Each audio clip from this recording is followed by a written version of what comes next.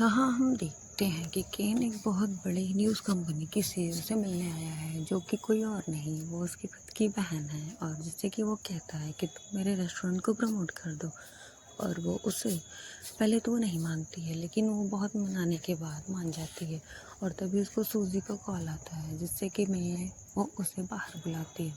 और उसकी बहन पूछती है कि ये किसका कॉल था, तो वो बताता है कि ये उसकी गर्लफ्रेंड का कॉल है। और वो फिर सूजी से मिलने के लिए तैयार होता है और अपनी बहन से बोलता है, और वो उसको जाने के लिए कह देती है। और इधर वो सूजी से मिलने आता है, जो कि ऊपर चल रही होती है और वो गिरने का नाटक करती है। और तभी केन आता है और सारे बलून्स फेंक करके उसको बचाने के लिए दौड़ता है, और वो उसे बचा लेता है। और सूजी उससे उन लोगों के रेस्टोरेंट के बारे में पूछती है, जो कि वो नहीं बताता है।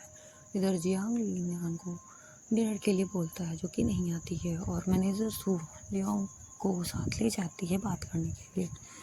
और वो लियांग को बताती है कि क्या तुम्हें पता है कि शेफ काम जो है वो एडमिट है। उसे ये बात नहीं पता होती है और उसने कुछ नोटिस किया वहाँ पे। और तभी उसने कहा, नहीं मुझे तो नहीं पता। और तभी सू ने बताया, तो वो जल्दी से उनसे मिलने के लिए पहुँच जाती है। और वो उन्हें देखते ही बहुत ही रोने लगती है, और वो बहुत ही रोती है। और तभी साथ में केन भी आता है, और वो भी देख करके बहुत रोता है। और चूँकि कॉन्ग को पता है कि वो काफ़ी बीमार हैं, लेकिन वो उन दोनों को नहीं बताते हैं। और किंग बताता है कि उन्होंने एक रेस्टोरेंट खोला है। तब दोनों साथ में मिल कर के उनको अपने रेस्टोरेंट में चलने के लिए कहते हैं, और उन्हें वहाँ से डिस्चार्ज करा करके वो ले जाने की अपने रेस्टोरेंट में तैयारी करने लगते हैं। और लियांग और केन मिल के उनको ले जाते हैं, और उन्होंने उनको बहुत सारी डिशेस ट्राई कराई। और ट्राई करते करते उनकी तबीयत ख़राब हो जाती है। किंग ने एम्बुलेंस बुलाया और उन्हें फिर हॉस्पिटल में एडमिट कराया। और इधर हम देखते हैं कि सूजी ये सोच करके बहुत ही परेशान होती है, और उसे पता होता है कि कांग की हालत ख़राब है। और इधर यांग उसके लिए डिनर प्रिपेयर कर रहा होता है। फिर सूजी की कॉल आने पर वो उसको कॉल पिक करता है और उससे मिलने के लिए चला जाता है, जहाँ पे कि सूजी बहुत ही परेशान होती है। और वो उसे देखते ही बहुत ही रोने लगती है, और वो उसे अपनी पुरानी बात बताती है कि कैसे मास्टर कांग ने उसकी मदद उस समय की थी, जब उसकी हेल्प किसी ने नहीं की थी उसके पापा को बचाने में। और उन्होंने उनको उस समय खाना भी खिलाया था, जबकि उसके पास पैसे नहीं थे। और वो कहती है कि क्या फिर भी तुम मास्टर कांग को हराने की कोशिश करोगे। इस पर जियांग कुछ नहीं बोलता है, और ये देख करके वो रोते हुए, बुरी तरह रोते हुए चली जाती है। और जियांग उसे खड़े हुए देखता ही रह जाता है। और इधर अगली सुबह जियांग को ली फैमिली की तरफ से ये चैलेंज आता है कि उनको हरा के दिखाया जाए, और ये कोई और नहीं, ये लियांग ही होती है। और ये बात जियांग को नहीं पता होती है, और ये फेंग कहता है कि पर जियांग ये नहीं मानता। और इधर किंग और लियांग दोनों ही बैठ कर के ये सोचते हैं कि क्या हम ये कर पाएंगे। लियांग ये कर सकती थी क्योंकि उसके पास उसके पापा के खानदानी 5 स्टार चाकू थे।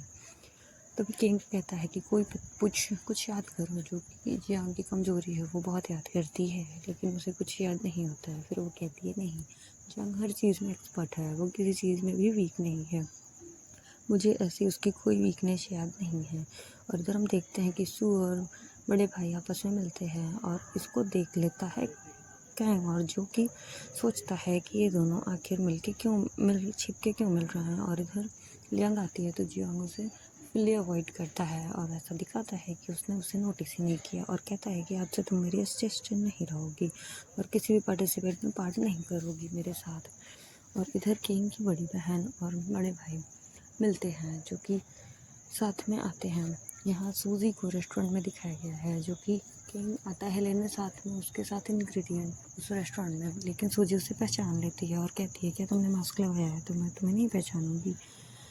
फिर किंग कहता है नहीं, और वो साथ में दोनों आपस में ही झगड़ा करने लगते हैं। और तभी उसने किसी की आवाज़ सुनी, जिससे कि वो शॉक्ड हो जाता है और वापस जाने लगता है। लेकिन फिर वो देखता है और भाग करके सोचते हुए वापस आता है, और छिप करके दोनों देखने लगते हैं, क्योंकि वहाँ किंग की बड़ी बहन होती है, जिससे कि वो छिप रहा होता है। और वो सोचता है कि यहाँ वो क्यों आई है।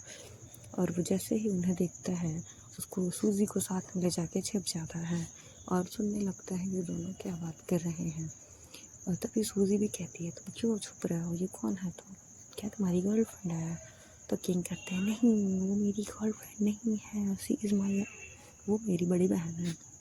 और यहाँ पे साथ में इन दोनों को दिखाया जाता है जिसको कि सर्व करने के लिए सूजी और कैंग मास्क लगा करके आते हैं और वो कुछ जानने की कोशिश करते हैं, लेकिन उन्हें कुछ पता नहीं चल पाता है। और किंग की बड़ी सिस्टर जो होती है वो डिस्ट्रॉय करती है और फिर वो किंग को पहचान लेती है और फिर देखती है और कहती है तुम्हें छुपने की ज़रूरत नहीं है। और तभी किंग मास्क उतारता है और कहता है तुम इसे जज मत करना, ये अच्छा आदमी नहीं है, ये तुमको चीट कर रहा है। तो उसने कहा पागल मत बनो, ये तो हमारी बिजनेस मीटिंग है, परेशान मत हो। फिर किंग कुछ नहीं बोलता है। और जब ही सूजी को देखते हुए किंग कहती है कि क्या ये तुम्हारी गर्लफ्रेंड है, इसके बारे में क्या है? तो वो कहता है हाँ। लेकिन सूजी कहती है, सूजी को देखती है और सूजी किंग को देखता है। जब भी सूजी कहती है नहीं ये मेरी गर्लफ्रेंड नहीं है, नहीं मैं इसकी गर्लफ्रेंड नहीं हूँ और मैं इसे लाइक भी नहीं करती हूँ और मैं इसको कभी गर्लफ्रेंड भी नहीं बनाऊँगी। और किंग ये सुनते ही रहता है और वो शॉक्ड हो जाता है और वो पूछता है फिर वो जो तुमने उस दिन किया वो क्या था?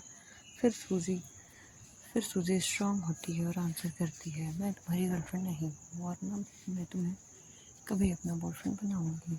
और ये सुन कर के किंग बहुत ही टूट सा जाता है क्योंकि उसे ये उम्मीद नहीं थी कि सूजी ये बोलेगी। लेकिन सूजी फिर भी स्ट्रिक्टली यही कहती है कि मैं तुम्हारी गर्लफ्रेंड नहीं हूँ। और इधर जियांग और लियांग को दिखाया गया है जो कि एक साथ जियांग और फेंग हैं जो कि सोचते हैं कि क्या हो सकता है, कि कैसे पता चल गया। और वो साथ में तभी एक पार्सल आता है जिसमें कि बहुत सारे इंग्रेडिएंट और सोने के सामान होते हैं और दोनों देख के शॉक्ड हो जाते हैं कि क्या जियांग को पता चल गया क्या कि हमारा रेस्टोरेंट खुल गया है। और दोनों शॉक्ड हो जाते हैं। और ज़्यादा देखने के लिए सब्सक्राइब फॉर मोर बने रहो मेरे साथ। Okay tata bye bye.